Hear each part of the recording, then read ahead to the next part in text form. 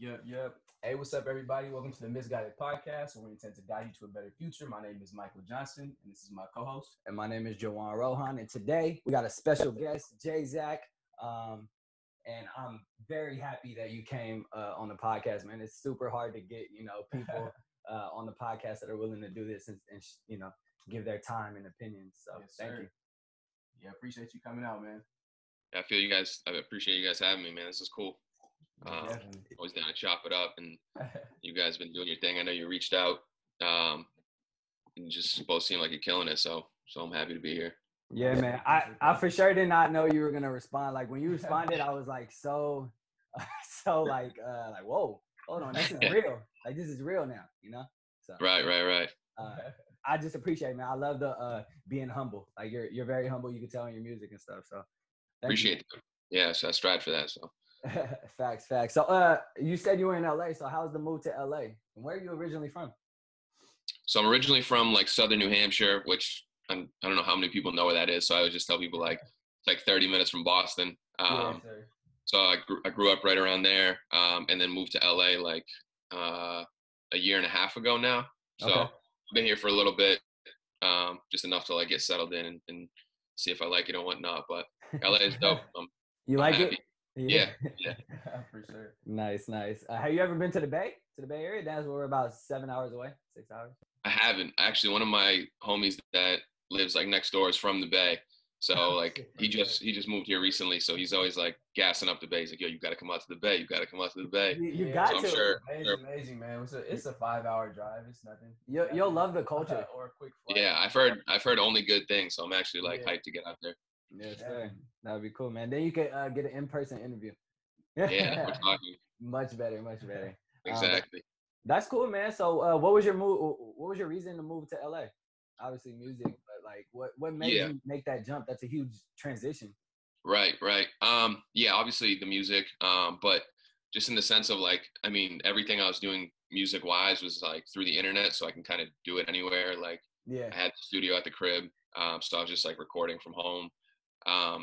And I kind of felt like I maxed out my like potential back home. Like there's nothing else really going on. Yeah. So I'm like, yo, if I can work from wherever and still push it out on the internet, no matter where I am, I'm like, why don't I just go somewhere that like has a bigger network where I could just like kill two birds with one stone? And I already like knew people in LA, so my network was all right. And I'm like, I'd been out there a few times just to visit, and it came to a point where like we should just move out here just to maximize the opportunities. Because people would hit me up and they'd be like, or I'd be out there for a week and I'm like hitting up everybody I know, trying to be like, yo, I'm here for the week. Like, let's link up. But everyone's schedule's just all over the place. They're like, bro, that's exactly how it is when we go to LA. I'm like hitting up everybody and trying to fit everything into 2 days in the weekend. Exactly. And I'm like, damn, man. Yeah. But I'm like, yo, if we live here, then this can just be the norm. And that's definitely, the network is obviously crazier here. Yeah, for LA. sure. Did you move down with a team or something, or just solo? Yeah, I moved out with my producer and my manager originally. So okay. So yeah, we're all out here, and then just weirdly enough, like a lot of East Coast, like New England, Boston people happen to move around the same time frame. Like not even intentionally, I didn't know. But now we have like this whole East Coast thing going on. Like everyone lives like in the same area in the valley and stuff, and it's weird, but it just works. So it's cool. East Coast click out here, man. Y'all trying to take over? That's cool. For sure. Well, I want to ask, how did you get started in the music? I mean, it seems like you've been rapping the way your flow is for a while now. So how did you get started, man? I started in college. Like I always like loved rap and hip hop. But just like as a listener, I didn't even like where? Yeah. It's in New Hampshire. It's called Plymouth State University. So it's like more up north New Hampshire. But yeah, just like one of my homies had a GarageBand on his Mac, and at the time I was like so mind blown. Because he was like, yeah, you can like record yourself on this, right? And I was like, you can record yourself? Like that was still like because like studios weren't, I mean, they were a thing, but it was like, so I was just like fucking around, and I just loved the idea of it. Like hearing my voice back and stuff was crazy. Like I hated it because it was so weird to hear myself, but I loved the idea. I know what you mean. Man, I just kind of kept messing around with that, and then it got more serious. Like over time. And then I was like, fuck it, I gotta like buy my own equipment and like figure out how to really do this, you know? Did you start freestyling at parties and shit when you get drunk and shit at frat parties? Yeah. That's how it starts, bro. That's how it starts. And I was never like, I'm not like the most outgoing person in the sense Yeah. of like, you know what I mean? I kind of just chill, but my friends would like gas me up. Once everybody would start drinking, they'd be like, yo, this dude freestyles, like stop the party and be like, fuck, like heart, like beating through my chest, like, Yeah. all right, I got to do this. Yeah. And like, once I give me did a shot. it, like, give me a shot. Yeah. Yeah. Facts. Nah, I know how that is, man. So when was the first time you actually released music? To me, my first song I ever heard, it might be your first song you ever released, was Problems at Home. One of my favorites. Mm-hmm. So was that your first? No, I was dropping music for like a few years before that, but that's like the era of like when my music actually started like picking up steam. I can and, see, like, because that's your first Spotify one. So yeah. That's like when people, like, I had gone like low key viral on like Twitter a couple times. So like, I actually had fans that weren't just like friends or family or friends of friends. But yeah, I dropped like mixtapes and stuff before that, that I don't really even like promote because they're just like old and not. And your good. voice, yeah, I get it, bro. I hide them too. That's cool. So I want to talk about the writing the process of Problems at Home, though. That you just mentioned, that was one of your most viral moments. What got you in that mind state? I think it's hard to think back now, but I mean, I think probably just like where the world was, or I always just like try to write like, whether it's like concept type stuff or just stuff kind of with like a deeper meaning. It's just like artists that really inspired me always did that. So I think at the time, on top of like the Twitter, like videos and stuff on Twitter, like were just kind of popping off. So I was like, yo, if I could just like, some of my other content that was similar to that would like do really well. So I'm like, let me just like put out some more heartfelt type relatable shit and see how it works. And yeah, that just like took off on Twitter. All them car freestyles that you're doing, those are the videos that like I notice work a lot more. Like I've done videos in like an actual studio and they don't pop as much. But then I go and do it in a car and it's like you get all those like fans that are like, oh man, like he's talking real, like, you know what I mean? And I feel like it was the same, like, same thing, man. Yeah, I think maybe it just gives off a more organic feel. I think when someone's watching it, you see like that raw footage as opposed to, because I spent like mad money on a video and I'm like, this shit's gonna go crazy. Everyone's gonna fuck with this, and then like it just doesn't do half as well as like stuff I filmed 10 minutes on an iPhone. I'm like, damn, it's crazy.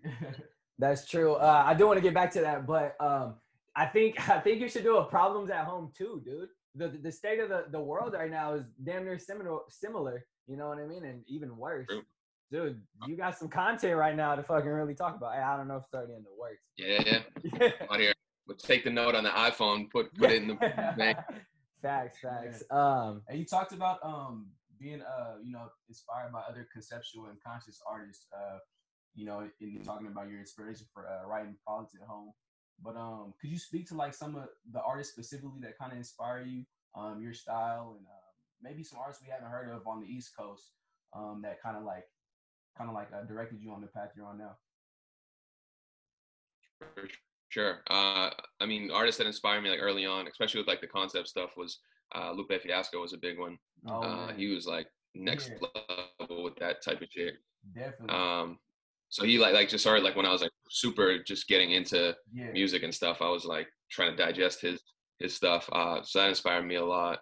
But yeah, other East Coast artists like I don't know if you guys are familiar with Cousin Stiz from Boston, but I remember he kind of like put on. Yeah, so early on, like before I had like any sort of traction, I remember like just seeing him doing it in Boston, like blowing up in front of my eyes. You know what I mean? Being like, damn, it kind of gave me the feeling like, oh shit, it's possible. Like, it's one thing when you see someone on the internet come up that you've been following or whatever, but when it's like someone that's like right, from your area or like right where you live, or you have like mutual connections, you're like, oh shit, this is really possible. I didn't know he's from Boston. That's super cool. That's super cool. Yep. Yeah. I just started hearing him like 2 years ago. Like I know he's been around for a while, but I didn't Yeah, I'm from the West Coast, so I didn't really know much of his music, and then I started digging deeper, and he's really good, man. Really good. Fire. Yeah. And he's like super his fan base in Boston is like really like tight knit. You know what I mean? Like any show he does in Boston, it's like sold out. That's dope. First day. That's So dope. yeah, seeing him do it was like perfect example. Like someone just knowing it can be done. You know what I mean? Like yeah, dude, that's the biggest coffee cup I've ever seen. That shit is hella big. I actually had it in a smaller cup, and I was like, yeah, I don't know how long this is gonna go on for, but I don't want to refill my coffee cup, so I'm just put it in a big ass cup. That's hella funny. Oh, man. Fire. Well, shit. How do you feel about the current state of hip hop? I think it's good, man. I think there's a lot of variety. There's just like, it's crazy where it's at right now. There's just like so much music and so many like styles and subgenres of hip hop. So it's like, I think there really is something for everyone. You know what I mean? Yeah. I listen to a bit of everything. Like obviously, like lyrical, more conscious type of shit is like my favorite. But like all these new kids coming up, I feel like everyone's got their own style and their own, like everyone's just having fun with it and doing their thing. Yeah, it's just a way to voice their opinions in different ways, different melodies, really. Right. Yeah, you have a lot of the younger kids just having fun with it, and it sounds dope. Like it does. It's time and place for all that stuff. So yeah. What'd you think of the Nas album? I liked it, man. I'm just starting to like really listen to it and digest it more these last couple of days, actually. But like Ultra Black, that song is fire. The song with Big Sean's on there, right? With bro, my favorite. I think it's it's one of my favorites. What'd you think? Yeah. The Nas album was good, man. I've always been a big Nas fan. One of my favorite hip hop song ever is One Mic by Nas. So I'm a big Nas fan. Listen to him put out some new stuff it was crazy. But yeah, I mess with the Nas album too. It's been so long since he like released a full length project. Yeah, it's been right. It was cool. Like I think it kind of left a lot of people surprised with the like Hit Boy producing it. Yeah, definitely. So I thought people were gonna be like, they weren't sure where the sound was gonna go, but I feel like he did a really good job of like just painting that soundscape, making it sound like modern but still Nas though. Yeah, that's very true. Very true. Was he ever an influence to you writing? I mean, he is from the East Coast. Yeah, for sure. I remember like going back and listening to like old Nas albums like Illmatic and stuff. It just like high school, it blew my mind. I was like, damn, this dude's next level. Especially like the year he put it out. I think Illmatic was like 94. And I'm like, to hear somebody rapping like that back then is like insane. Still sounds insane. And most of his lyrics can still relate to today, just like Tupac. And that's what makes those artists so great, is that their music is just going on. You know what I mean? It's timeless. Bro. Timeless. I do want to talk about the songs Only One and Questions. Questions. He's a big fan. He just heard it. And so we want to, get your writing style. What made you write that? Yeah, I'm only about 20 songs through your discography. I became a fan once I knew we were gonna interview you. So, but so far, Questions has been my favorite one so far. So yeah. It's funny. I've played your music when we would drive to LA. I've played your music in the car, but I don't think it never clicked for him until we started like, oh, we're about to interview him. So yeah. I hear you. That's fire. But yeah, Questions is like one of my biggest songs too that just like kind of took off. I think just like the relatability factor and whatnot. And but yeah, that's one of my favorite songs too. Just when I think I wrote that song in like 45 minutes. Yeah. Like so it kind of came out, some it's songs like close. Yeah. That's really cool, man. That's really cool. What when was that released? I think that was like late 2016 maybe. Okay. So that's older. Okay. But yeah, that's one of those songs where like people will hear it for the first time now, and it's like a timeless song. Like it still hits just as hard now, which is cool for me to see like it aged very well. Yeah. Shit, I think it's still in your top 5 on fucking Spotify. Yeah. I'll repost the video every once in a while just to like keep out there, and like every time it'll still like sometimes it'll like go viral again somewhere. I'm like, damn. That's fine. What video was the one where I think you were in your backyard in New Hampshire? Mm-hmm. What video? What song was that? Was that Questions? That was Questions, yeah. That was Questions. Oh, okay, that was fire. Were you just walking through your yard and like doing random shit? Yeah. Yeah, that was really I like that concept. It was really cool. And it's like very simple, but also super like it includes the fans. You feel me? Right. Yeah. Definitely. That's fire. What'd you do before rapping? Did you ever have a corporate job or anything? Yeah, I worked at a supermarket for like a few years, and then I worked at a Frito Lay warehouse, like just like stacking chips until eventually like I was able to make the switch over. Yeah, for sure.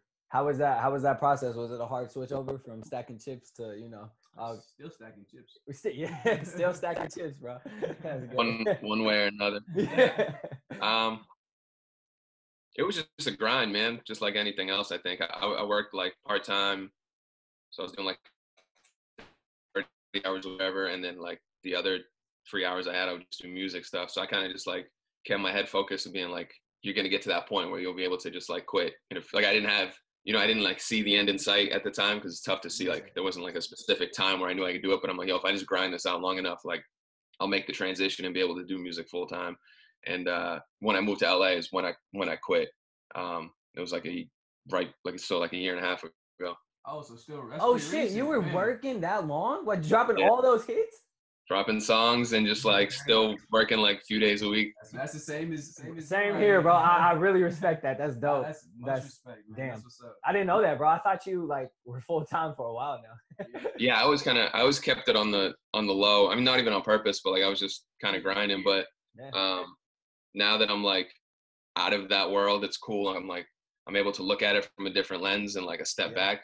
So a lot of the I'm working on an album right now, and kind of like the concept, a lot of the stuff is like talking about that, like working there and like where I was at 2 years ago. So I think it's gonna be cool. It's gonna be dope, man. Any timeline on the new album? I think I'm shooting for the fall, so I don't have a date yet, but probably like October, November-ish. Oh, for sure. That's coming. That's soon. Yeah, that's dope. Yeah. Yeah, I got a lot of songs on it right now. Kind of just got to wrap it up and put a little more work into it, but it's coming along for sure. Cool. What? How many songs are we looking at? I'm always a fan of like not shorter, but like a more confined track list of probably like 10 to 12 songs ish. Perfect. Yeah, I'll be listening, man. I'll be listening for sure. I think I just get overwhelmed sometimes when like artists will put out like a 22 song album. Bro, it's so annoying, and you can't even get through it like a whole car ride. You're like, come right. on, I got driving circles around my house and shit. Just right. I love listening to music for the first time in a car. I don't know why. Like it sounds differently in the car, in the studio, and the headphones is always last for me. But, right. Yeah. I see that. No, it's the best when you got a long drive and you can like get through a certain amount of albums or whatever. Yeah, that's true.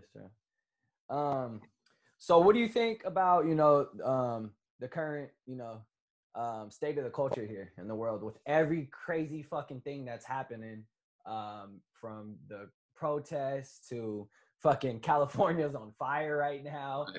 We had thunder one night and then fires the next, rain, and it's just like, what do you think of the state of the culture now? Any hope? Trump? Yeah, that's tough. Tough. I mean, I definitely think there's hope. I think things will turn around. But yeah, it's been like, I just feel like we're getting our ass beat over and over again this year. I'm like reaching for something, looking for good. But yeah, it's just, there's a lot going on. But yeah, I think we'll be all right. We'll push through it. Yeah, definitely a test. I mean, what other option do we got? Yeah.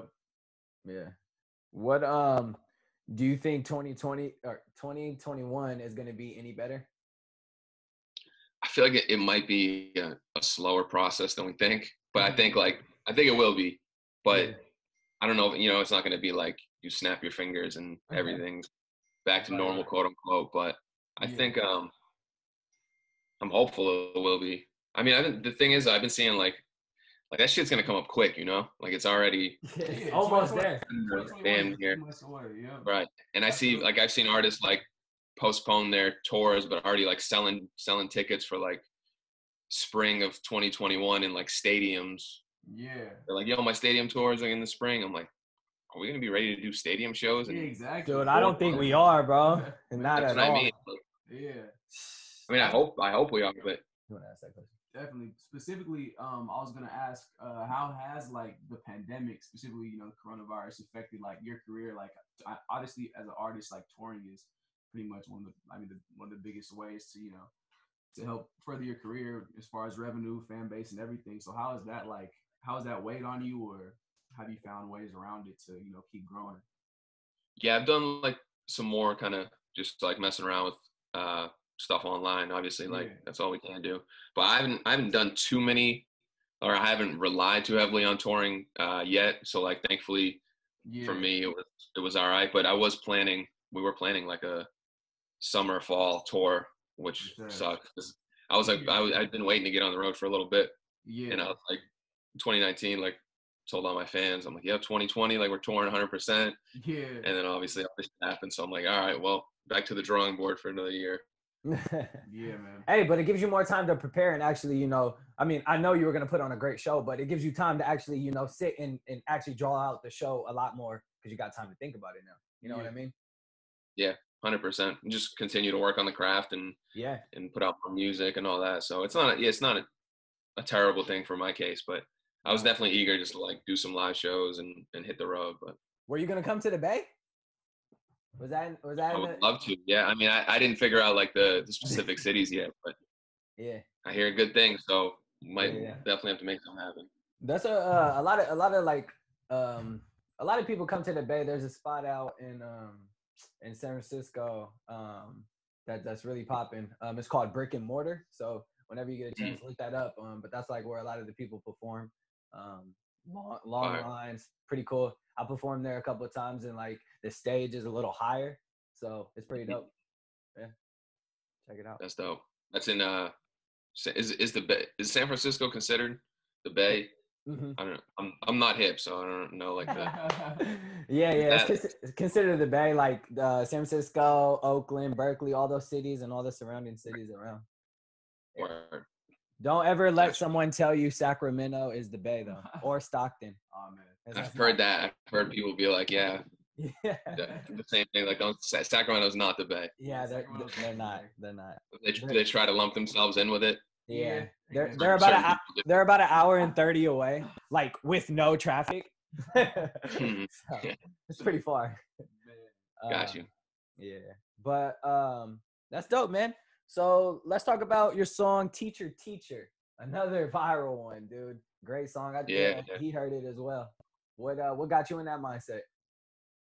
I think just like where I was at, probably just like as a kid, like where I was at, like just shit going on at home or whatever, and like just life being a mess sometimes, and then just having to go to school like normally. And acting like with the face, right? Yeah. Like everything's perfectly fine. Yeah. Like there isn't like some crazy shit that's going on in my life where I'm like, all right, gotta get this done. And then like, yeah, man, it's wild.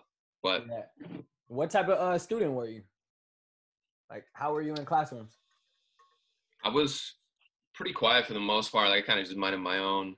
I wasn't like, I always like did enough to just get by type of, like I wasn't like D's, like I wasn't failing out, but I was like a good CB student. Like I figured out how to like do as least amount of work as possible, but still be all right. Yep. Once I figured out that formula, I was like, all right, I'm good here. Yeah. So what made you go to college? Did you have like a plan of like, I'm gonna be like a, I don't know, insurance agent or something like that? Kind of just like like everyone at the time was, I feel like the dynamic has changed a little bit, but like everyone's just like, yeah, well, the next step, this is what you do. You just go to college. Like, if not, you're going to be like a loser kind of. Like, they didn't say that, but they were like, like the kids were like, yeah, I don't think I'm going to go to college. Teachers would be like, are you sure you don't want to go? Like, that's not a good look. Yeah. So like once the time came, like everybody would just kind of pressure you to be like, yeah, so like, what are you thinking? Which schools are you thinking? They wouldn't even ask if you were going to college. Like if your grades are right. So I was just like, all right, like this is what you're supposed to do, kind of. I didn't know what I wanted to do in life at that point, so I was like, I'll just do this. Like all my friends were going too, and then when I got there is when I started making music. So I mean, it like weirdly worked out because if I didn't end up going to school, I don't even know if I'd be doing what I'm doing now. But like, I think it was just kind of the pressure of society being like, college is the next step. Yeah. That's cool. Yeah, we both went to college. I went to Colorado College. We were both student athletes. I played basketball. And you want to tell them where you went? Yeah, I went to San Jose State and Cal Poly as well. Yeah, right Word. over there. But yeah. Feel the same way about like college, man. Like, yeah, it's kind of pushed on you regardless of if you know you want to go there or not. So it's like, I mean, inadvertently, I think it helps, help me out growing the network is the biggest thing I feel like I got from college. Very true. For sure. And yeah, I was a good student. I mean, I love going to college, but it's just like it's definitely not for everybody. You know what I'm saying? Like, but it's definitely pushed as if it's supposed to be.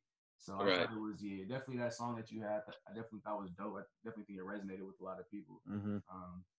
It's like like you're going to school, but like what are you really learning? You know what I'm saying? Like I think it can be dangerous for certain kids because like if they have no clue and then they end up doing like 2 or 3 years like unguided, take out a bunch of loans and then like fail out. When I know like so many people who did that or just like stop going, all of a sudden they're like $30,000-$40,000 in debt with no degree. And still don't know what they want to do. Still don't know what they want to do. Yeah. So it's like, exactly. It's crazy because college, you're pretty much making the biggest financial decision of your life, but you weren't taught anything about money in high school at all. So it's like it's pretty much set up for you that way to take out all those loans and never really, be able to even have an idea how you're gonna pay this back or even get an education, even get any value from the money that you're taking out, which is crazy. It's crazy. Yeah. It's crazy. Yeah. My mom, like my parents are like foreign from Poland, so like they speak English and stuff, but they're not like the most savvy with that shit. And I remember being like 16, 17, and they were just like, yeah, just sign these loans, do this. And I'm just like, okay, this is what they said to do. Like not knowing I'm taking out mad money at like 17, it's like definitely. No, my mom's immigrant as well. Mom's from Nigeria, so that's kind of all that kind of she knows to push is like go to school, and she's not really thinking about the financial aspect either. It's just like that's what you got to do, get an education. But yeah. It's a crazy system when you like look at it, like how easy they give you the money that you do. Exactly. But then it's so hard to get a business loan. It's so hard. Ridiculously hard to get a business loan. But yeah. What a world. Yeah. It's wild. And then recently everyone's been applying for those pandemic loans, the PPP loans or whatever, and then screwing them over. I keep hearing about people in Florida, like this one dude was buying Lamborghinis and stuff and like took out like 13.3 million from banks. Like how can he even like how did he get approved for that much? Like it's ridiculous. That's nuts. I think it's just like chaos right now, and the government's like first come first serve, like whatever. It's a mess. They don't know what's going on. Everyone's scrambling. There were big corporations that were like applying for these loans, small business loans. Like I heard that. Yeah, like $10 million to Lakers. Lakers. Millions of dollars to these to Ruth's Chris Steakhouse. Like, it's crazy. It's a mess. But meanwhile, like actual small businesses are struggling to like keep their doors open. Right. Dude, out here in the Bay, and I'm sure you've probably seen it, or back home, you probably heard about it, but like a lot of businesses that have been here for years, like before I was born, we were all born, are shut down like permanently. Sad, man. It's super sad. Super sad. Like one of my favorite places that makes t-shirts, they're a printing shop. They shut down. I was like, went to them to go get some new clothes, and they were shut down. And I'm like, wow, that sucks. Yeah. So profitable. Now I don't have no deals, man. I gotta go find the discounts. You gotta go. That's what they want you to go straight to Amazon or Walmart or whatever the big corporations are. That's true. It's great. Very, very true. Let's go ahead and talk about your song, Pure Imagination. What year was that again? You remember? 2017. 2017. Okay. What? How was that writing process? Do you always work with the same producer? The same like handful of them usually. Okay. There's like 4 or 5 producers that I've just met over time. Then now I just like work with for the most part. Yeah. Okay. How'd you meet your producers? We talked about college was a really good networking tool. Did you meet them in college? So like my main producer and engineer, Rocky, I actually met him a little after college, but he was from like the town over. And I never knew him like personally, which is weird because he was like a few years younger. But like I had a friend reach out and was like, yo, you got to link up with this dude. Like he's from like the town over and he makes beats and engineers and stuff. Okay. I was like, oh, word. And I just like hit him up one day, like I got his connect and we just linked up and like I've been working since we still work together now. So that kind of just like happened on the fly, which was crazy. But and then other producers I just find like online. Yeah. Just like found their like beat stores or whatever, and then most of them like have heard the songs I've done and like reach out personally, and then like we built a relationship that way. Yeah, that's dope. Yeah, I love how producers are able to make money like that so easily. You know, they just post a thing on YouTube. That's how I find most of my beats.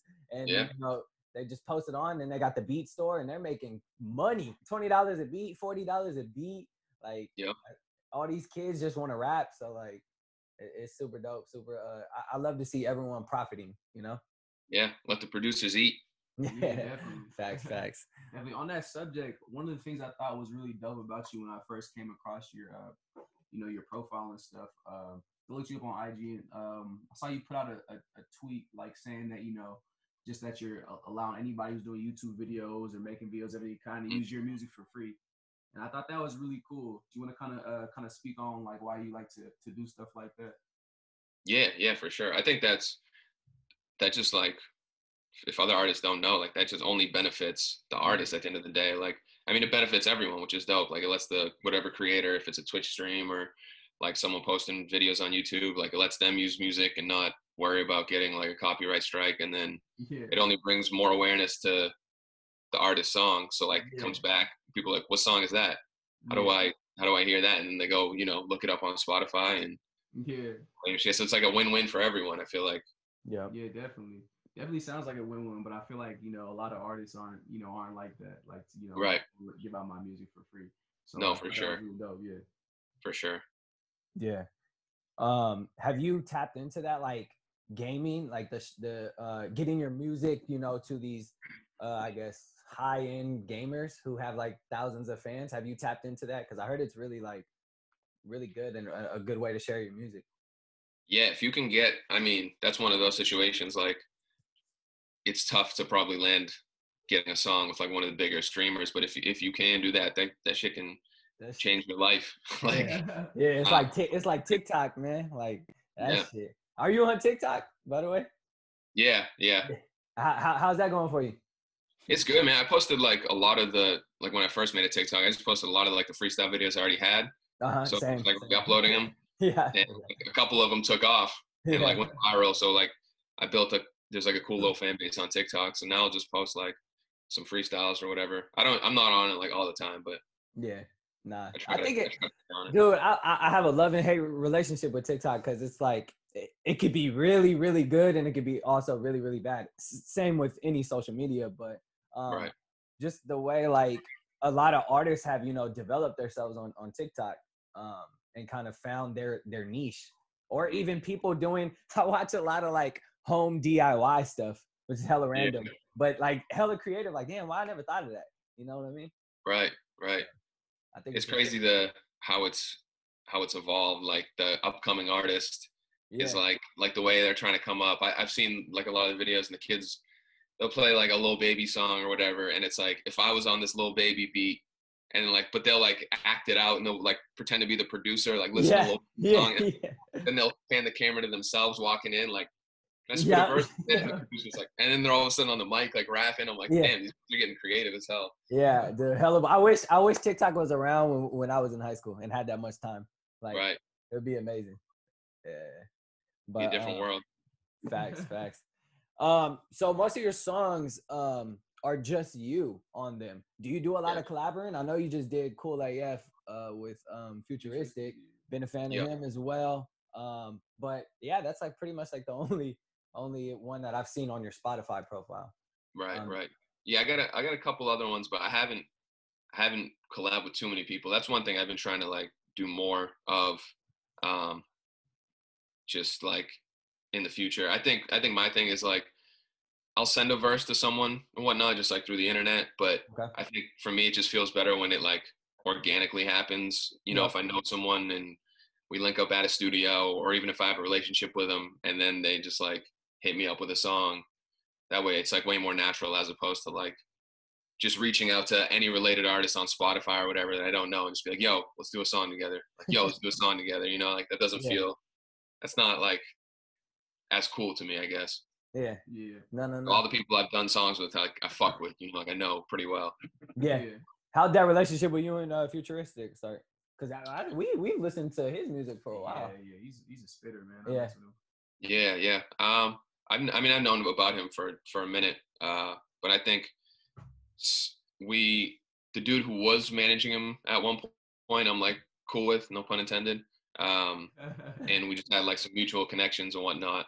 And so he had like been in touch before, and I think he reached out to me about like potentially like touring last year or something, but it didn't work out.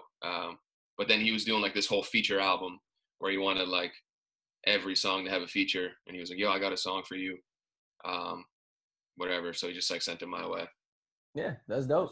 That's dope. What who are some artists that you wouldn't mind working with? Have you heard of Dax? Yeah, I've actually I worked with Dax once, but not like on official song. We did like some comedy type shit with I don't know if you know King Batch, but he like King Batch is like friends with him, and we had linked up for like this one video. Yeah, he's super humble, dude. I opened up for him in San Francisco at the spot we were talking about. Okay. Super humble, like chatted, was like, here, take my number down, you know, like super humble. And I was like, damn, you don't meet a lot of artists like that. A lot of them are like, even if they're not already big, they just think they're big in the head, and they're like, nah, you feel me? Right. Super cool, dude. I think you guys would be great on the track, but it seems like you guys already talked. So.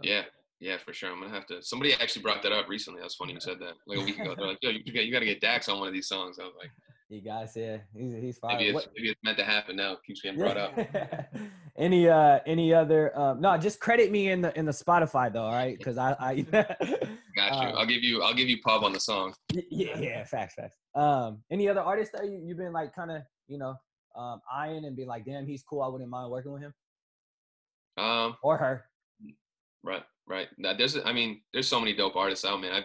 I try to stay on top of just like who's coming up, who's already killing it, but like a lot of these younger dudes. But obviously like Jack Harlow's on fire right now, but I think he's super talented. Crazy. Corday, obviously blowing up too, but super talented. They would go well on a song together. That would be one of my favorite songs right there. You really pour your heart out. Yeah. This dude, Kenny Mason, I think he's from like Atlanta, but his shit is like super dope. Yeah, I've heard of him. Well, I think Khan, you know him, like Kaa. Yeah, raps hella fast. Yeah, he's dope. Like, I've known about him for a while. Like I wouldn't mind doing some shit with him. Yeah. But yeah, there's a ton of artists that are just super talented. I gotta, like I said, I gotta get out of my bubble more and like work with more people. I think some of it's just me being stubborn at the end of the day. But yeah, well, I was gonna ask about that. Like, how's your writing process? Do you like just kind of locking yourself in the room and just drinking some tequila or whatever and get into it, or are you like you like the producer around you, you like some people around you to kind of get you motivated? How do you get motivated? I'm definitely like lock myself in my room type of shit, like 5 hours, let me just like write this out. But I do like the other approach, you know what I mean? I think it's just me like getting comfortable still doing that, because I've never just like since the day I started making music, it's just always been like by myself figuring the shit out. So being in a studio and stuff is cool and I like it, but it's definitely not like second nature. I gotta like warm up to it and whatnot. It's not my it's not the easiest thing for me, but I think I've gotten better at it since I've came out to LA and like been to studios more so and work with people on the fly and whatnot. Yeah, no, that's cool. And another thing about the cool thing about you locking yourself in the studio is you're not really, pressured for time. Sometimes you'll go to a studio and they're charging, $80 to $100 an hour, and you're like still trying to think of what to write. And you're like, you got all these people around you, like, here, hit the blunt, drink this. And then you're like getting distracted. And next thing you look up, your bill's $1,000 and you wrote 5 sentences. And you're like, wait, right. What? So like, it's really cool when you could just lock yourself in, zone in. It's kind of like preparing for any like track shit, like any sport related thing. Yeah, 100%. Yeah, sometimes with studios, man, it's like, they're obviously dope, but yeah, if you're tight on time, you're trying to finish a song in like 2 hours. Yeah. So like, if you gotta like write some shit that is not your best work because you only have 20 minutes left, you're like, all right, I'll finish the song, but like, these bars are trash, like for my standard, you know, and you go in there like, down, then you hear back 2 days later, you're like, what the fuck? Like I only did that because I was so pressed. Yeah. That's facts, dude. That's straight up. We're gonna finish up soon. But I did want to ask about there's like when you're in writing mode, what do you kind of just like think of a topic and then go from there, or like, and how long does it really take you to finish your song? Like some of your best songs you said were wrote in 45 minutes because it just came out. Yeah. Is that normally how it is, your timeline, or what? It's like every song is so different. I think the songs that I hit in like 45 minutes that I really like and have took off are like home runs, you know, because it's like you make like 10 other songs that you don't like and might take way longer to get to that point. But yeah, it always varies. Like sometimes I'll sit down for like 2 or 3 hours and get like half a verse, you know, and then sometimes like I can have a whole song done in an hour and love it. So it's like it's really just like day by day type shit. Yeah, for sure. No, I feel it. Cool. Well, the way we like to wrap up the show is with a segment called Guided Conclusions, where we usually go in a circle, but today we're just gonna ask one question, and we ask each other a question that we don't know beforehand, and we kind of just have to come up with the answer on the spot. Could be funny, serious, anything of that nature. My question for you, since you are a guest, and we are a podcast about guiding the youth, and anybody else who wants to listen to a better future. My question for you is, what are some financial advice you learned through in the music industry? Because the music industry is a whole different ballgame. So what are kind of some financial literacy that you can share to? There's artists listening to this. So. Yeah. I think one piece, probably a good piece of advice is like budget your money. Because with music, especially like when you start making a little bit of money, it's not like a regular job where you get paid like weekly. A lot of times you'll get like a bigger check, but you'll get it like once a quarter. So it looks like a lot of money. You're like, damn, I just got like this much, I'm good. And like you spend that shit a few weeks in, a month in, and then you're like, what the fuck am I gonna do for the rest of this period? So just budgeting, like break your shit down to how you would pay yourself weekly, or you know what I mean, something like that, because it's easy to spend money quick when you have a sum of money in front of you. Yeah, definitely. Facts. What's your biggest expense in the music industry? Like, what is your biggest expense? What is your money? Probably music videos, honestly. Music video. Okay. Yeah, because especially with me, like I try to put like quality behind them, not just like shoot some shit on the fly. You know, I try to be like creative and go above and beyond. So, you know, you get what you pay for, obviously. Yeah. No, you're absolutely. It always comes back one way or another. So I think that's it for me. True. Facts. Well, that's a great answer, man. Great answer for real. You got any?